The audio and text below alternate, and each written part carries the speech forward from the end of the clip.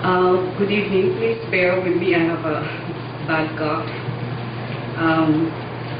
This new book that we're launching tonight, Bride of War, My Mother's World War II Memories by Ted Macero, and in many ways by her mother, Flora Aguilar Jimenez, has several things going for it.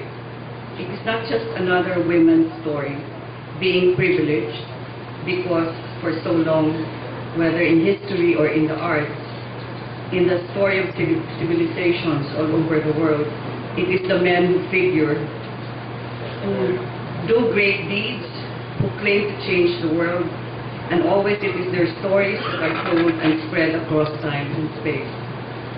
It is not just another women's story winning back its rightful place at the table of categories as autobiography and memoir, like the men's stories, and not as confessional or creative nonfiction.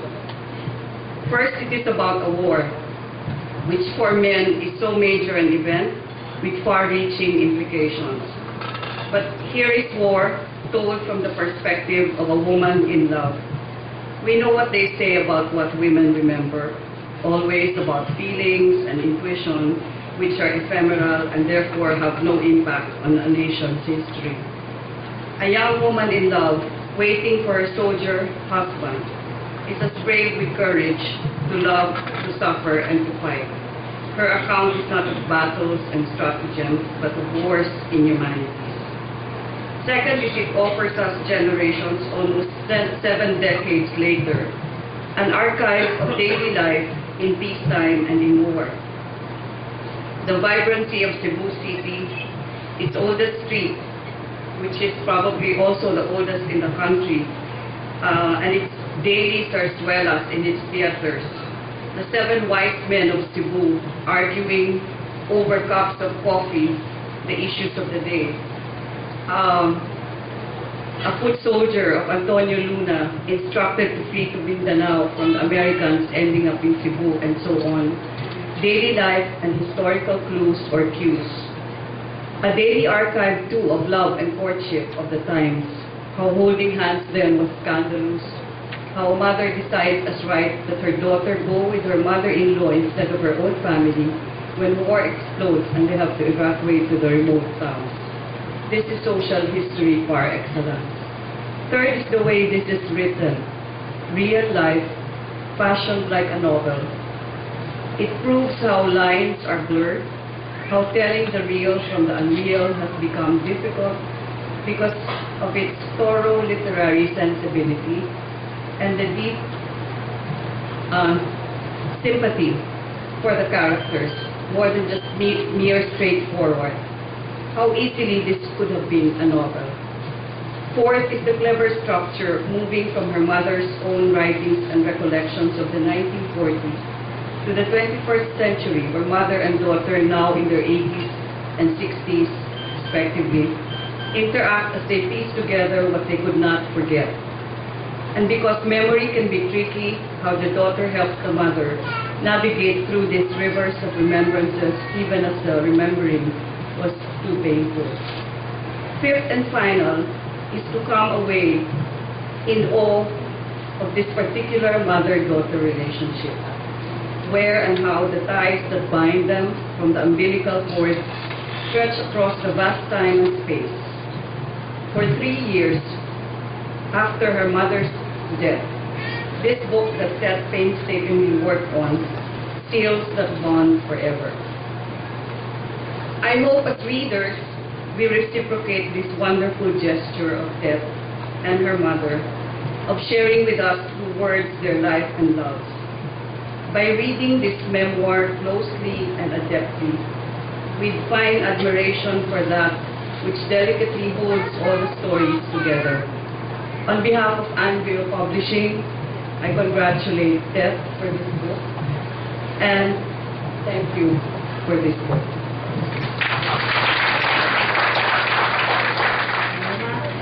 Now, to share with us a semi-surprise number is, well, the author knows that her brother is performing, but she doesn't know what the piece should be. So please welcome on stage. Let us discover all at the same time. Please welcome on stage Professor Dr. Ted Gonzalez's brother, Mr. Antonio Aguilar Jimenez.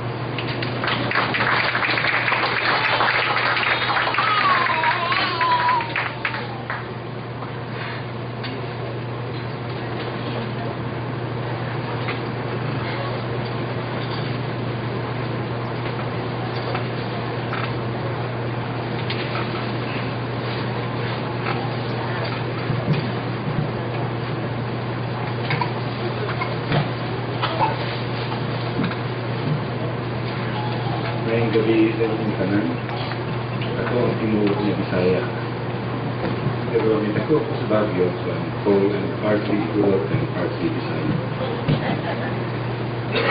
In the last 5 years of my mother, we would go up we were given the opportunity to visit her because I was appointed as the provincial area head of Corpus Christi in Baguio. It was very fortunate for me because 2 weeks every month we would go up there and I would see her. And during those days, every time I see her after her stroke, she would always sit in a chair beside the fireplace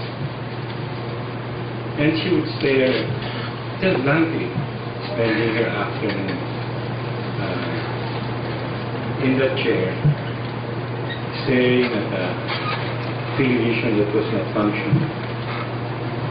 So I was always wondering what were in her mind. And finally I started writing something about it. I could never finish this until Ted asked me, when are you going to finish that poem about Mama? And finally, after a lot of pressure from you, I would like to read this poem.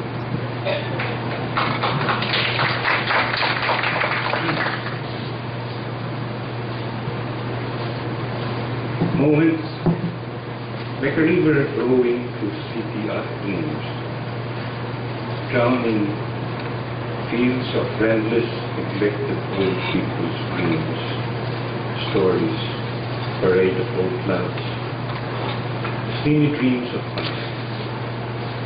What can the old do but cream in chairs all day, staring beyond the windows that bound our minds, roaming into lonely roads of past adventures, wandering into long forgotten places. Moments can be the old to walk into a maze of yesteryears, while the young can run the alleys of dreams with friends. The old with spindly legs would stumble into lonely avenues, searching through the album of long forgotten faces, desperately clinging to each moment, afraid that pictured faces and tactile memories will dissipate like rising smoke in the day's heat. When death stalks its lonely step, every moment becomes priceless. I remember Mother getting older.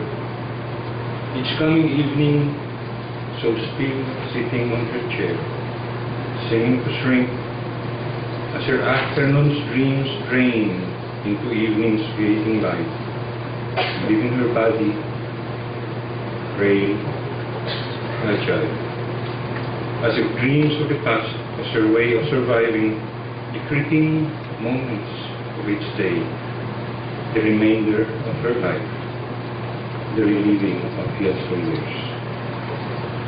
Then on her last days, eagerly waiting for evening's coming, as light and shadow battle to win, as she, like the last fragments of light, struggles to remain, a bright sparkle would light her eyes and play.